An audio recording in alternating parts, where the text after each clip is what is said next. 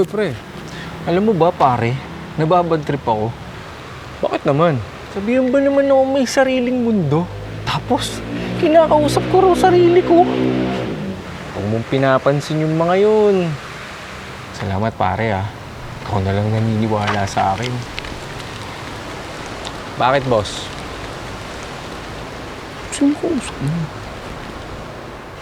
Baliw yata yun, eh. Baka nga. Grabe talaga yung nakita ko kanina. Kausap yung sarili. Teka, bakit ako naglalakad?